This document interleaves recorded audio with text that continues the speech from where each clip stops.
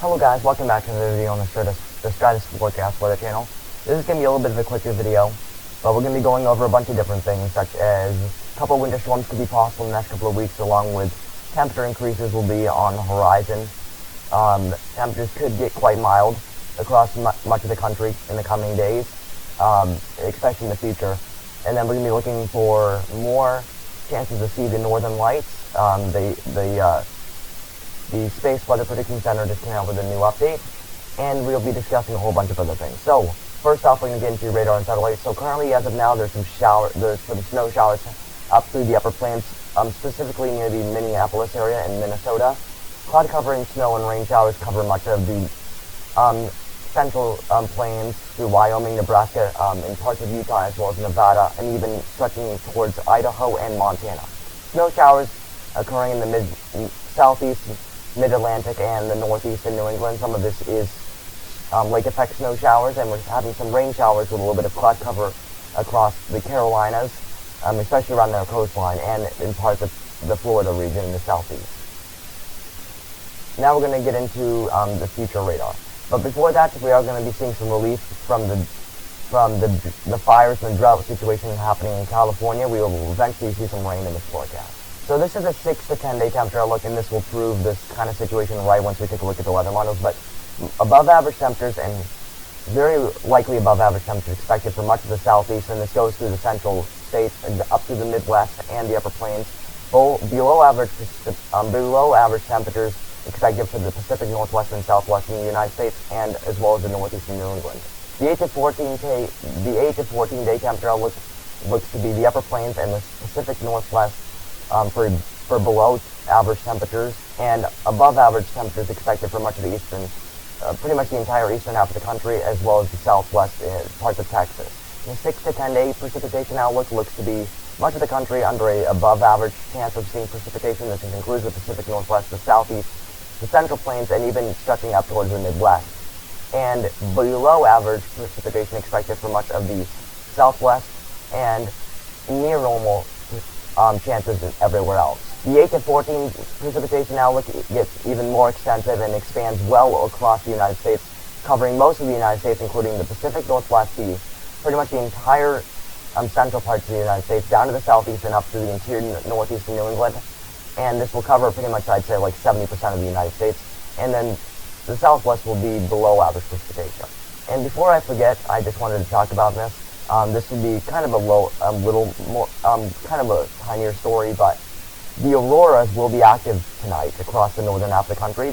Cloud cover will decrease through tonight across much of the northeast, so your chances to see the auroras are increasing. Much of anywhere in the northern hemisphere could take a peek at the northern lights tonight. The Space Weather Prediction Center, or the SWPC has us at a G scale of 1, also known as a geomagnetic storm of 1 criteria, with a KP index of 5. So the best way to really view the northern lights, especially with this sort of situation, is you're going to want to get right up into the upper plains, probably in the upper states of North Dakota and the northern half of Minnesota. And you could potentially see them as far south as the Maine area as well. And then tomorrow there's also another chance to see the auroras, but it will not be as good of a chance. I'm wondering to see if they're going to upgrade this, but I'm not sure that they're going to. As you guys may know, or across in parts of spaceweatherlive.com, which I'll actually get into that in just a minute. But as far as that goes, a KP4 index is likely tomorrow for the forecast again. These forecasts will not be spot on, obviously. We've seen time and time again through the last couple of weeks with multiple chances to see the auroras and multiple people posting about seeing the auroras, and they weren't even expecting them, and it was a little lower. So tomorrow night will be a little bit of a KP4 index, but not really a G scale, doesn't really meet that criteria. But yeah, so with this being said, if you go on spaceweatherlive.com, they have some updates. This was from about almost 10 days ago, right around the 8-day mark.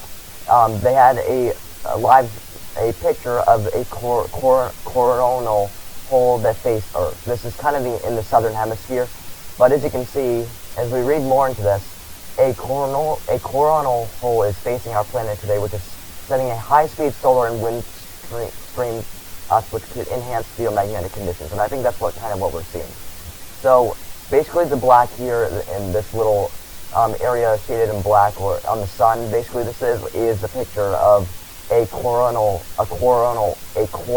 hole. Such a hard word to pronounce. And then you can see a bunch of different areas, like this area in the sun. I'm not sure what number this is for the sun, but this one looks fairly active. This one looks fairly active. These are sunspots.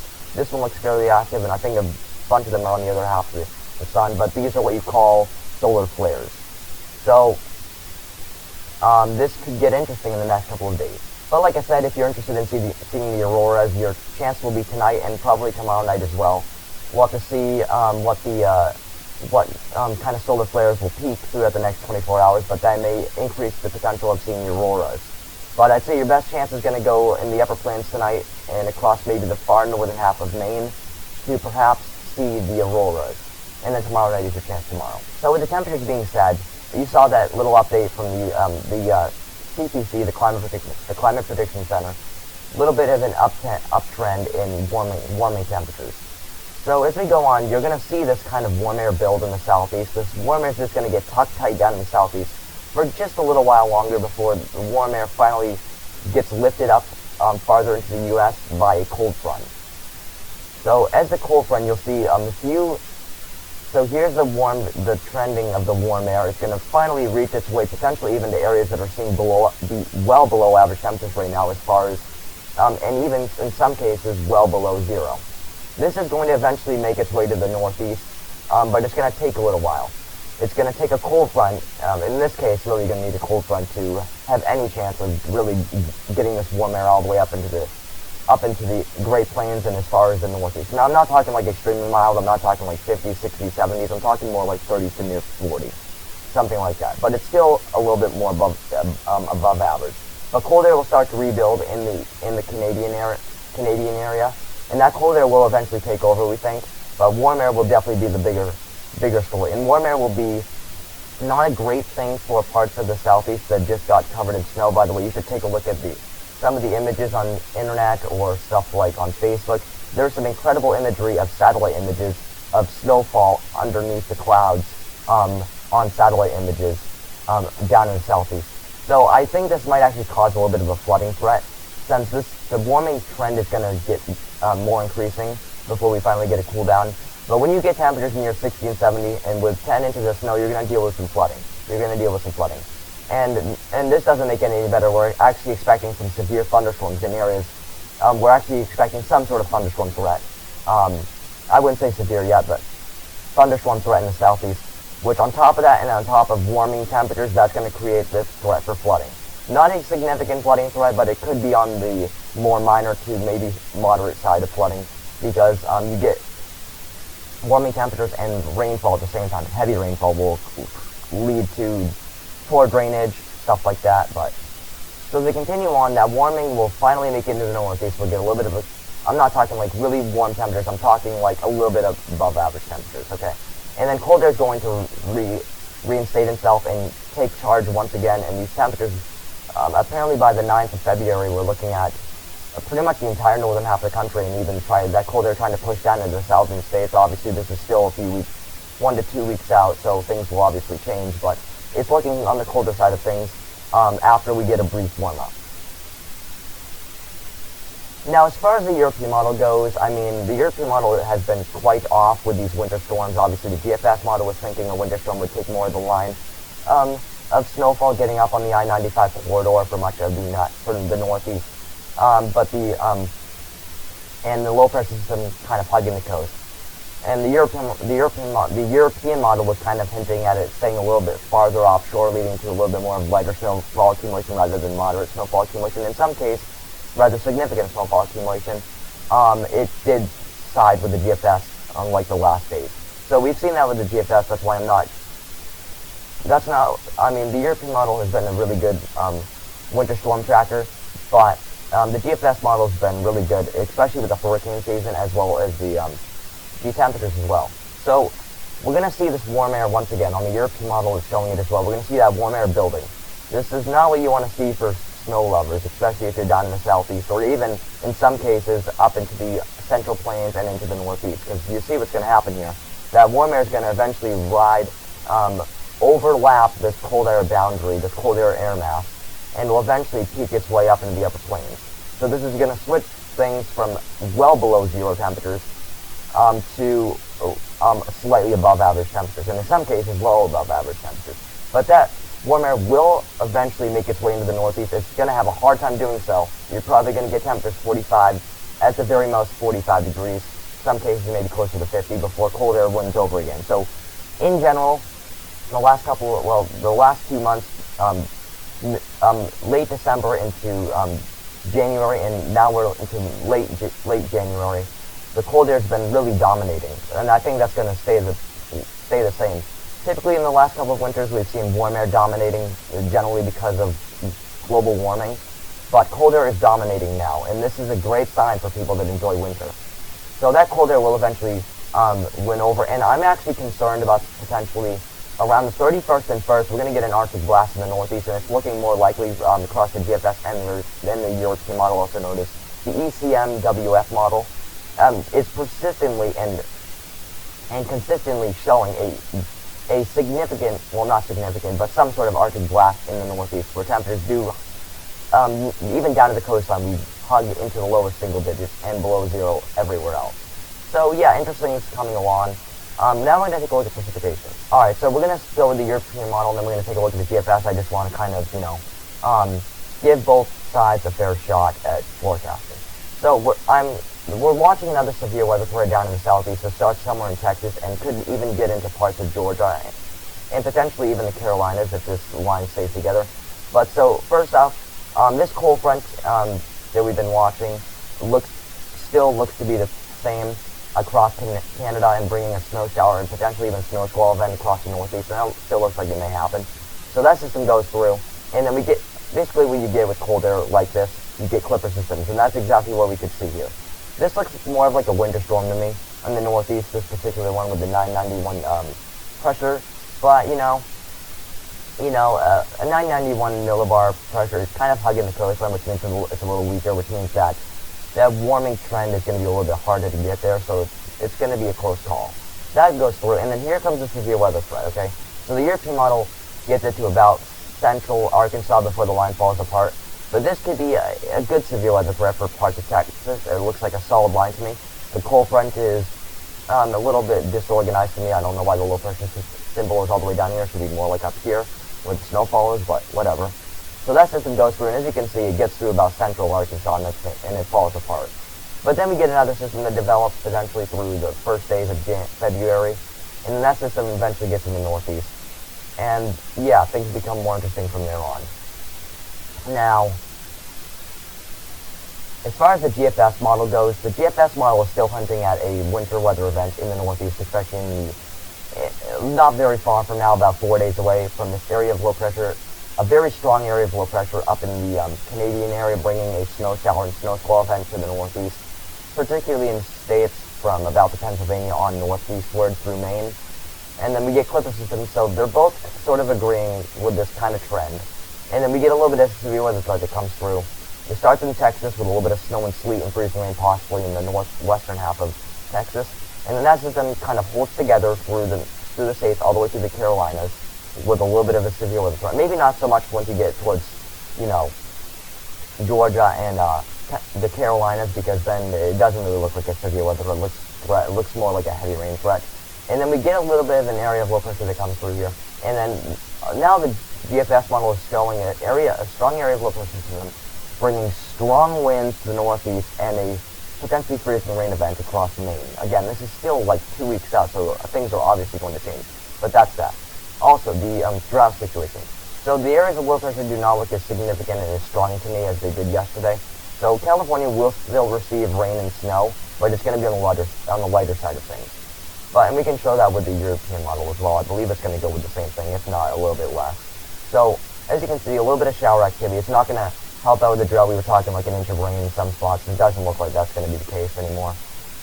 But we do get some systems that come through.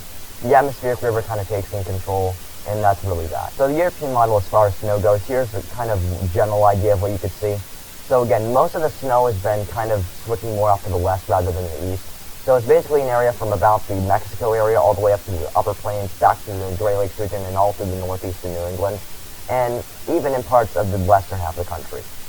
And then obviously the southeast states, pretty much, it's not bone dry, okay? It's not dry. It's most likely, they're going to see showers and thunderstorms. It's just not going to be more in the way, it's going to be more in the way of warm air rather than cold air. Here's the GFS model. The GFS model a little bit more wanting to bring that heavy snowfall accumulation even down into portions of southern New England. So it basically takes the same track. So California getting on those heavy amounts of California mountain snowfall, and much of the western half of the country, pretty much the entire northern half of the country dealing with some sort of snow. So again, that same line from about the Mexico area up through northwestern half of Texas, all the way back up to the Upper Plains, Great Lakes, and through the northeast of New England, looks to be a fair amount of snow. And obviously, maybe the Appalachian Mountains as far down into the Carolinas getting some brief snowfall accumulation, but overall it does not look like a very snowy picture in the southeast. It looks rather warm. And as far as your precipitation goes, as far as rainfall, no, some of this is going to fall as, snow. So the southeast gets a decent rain event out of this, okay? And even Florida gets in some too. But obviously these amounts are still pretty significant for parts of California, but they could be better because those, 1 inch of rain is not going to cure the entire wildfire event. But California does look like to get on some precipitation, whether that's in form of rain or snow, which is a good thing. But again, this is a really good look for the drought monitor, honestly. We're still in kind of a pretty bad drought across the United States, but this is a really good sign. Mostly, pretty much rain through the entire United States, just avoiding a few areas such as like far southwestern Arizona and maybe far parts of, I wouldn't even say it, but maybe far parts of southeastern California. And yeah, that's really that. So again, with the European model, much of the same thing. Much needed rainfall for the entire United States, pretty much, with a few localized areas that don't really get there. The GFS model, European model, and also indicating maybe not so much rain in the very far extreme southwestern parts of southeastern parts of California, and then maybe some areas in Georgia and Florida maybe not get so much rain, and maybe even into the Upper Plains. Alright, so that's going to do it. So the severe weather threat is kind of several days away, so you're not going to be able to get any severe weather specifics such as hail, wind, tornadoes, or wind threat out of this because, we're still a long ways away. And the HRRR model doesn't really go out that far, so we won't get any severe weather specifics, and plus it's way too far to even tell if we're even actually going to have this event. But nonetheless, it looks like a good, solid rain, decreasing drought situation across the United States. A lot of areas receiving rain or snow in the coming weeks, in the future. But southeast, I don't think you're really going to get any more snow this season. But also, you can't just rule it out just like that. Obviously, you guys had a historic winter storm. I'm not saying it's not going to happen again, but the odds are pretty low. So yeah. Warming trend is coming. The auroras will be active through this weekend. Much needed rainfall would be in place for parts of California, particularly not really San Diego, and maybe getting a half an inch to an inch of rain, but something like that. It's still the fires are not going to be completely drained out by that, so it's still going to have a wildfire threat. And speaking of fire threats, things are looking way better. Well, not way better, it's still elevated. San Diego through parts of almost central parts of the California area getting on an elevated risk, and then now even an elevated risk in parts of the central and northern half of Texas, and even far southwestern half of Kansas. And then this is kind of a thing we've been hoping to see for a while now. No fire weather risk for parts of California, which obviously that's not entirely correct, because even though you're not seeing really gusty winds, even a 5-mile-per-hour wind can still rush up fires. But the two areas of concern on day 2 by the SPC as far as the fire weather outlook are both in Arizona, with one in north-central parts of Arizona and one in the southern half of Arizona. But yeah, that's really going to do it for this video, so hope you guys did enjoy. If you did enjoy, please like the video, and please subscribe to the channel. We have reached 50 subscribers. Thank you all very much for that. Now on the road to 100 subscribers. Thank you guys. Thank you for watching, and yeah, make sure to like the video and subscribe. Like and subscribe, and yeah, we'll see you in the next one. And stay safe out there. We'll see you in the next one. Bye.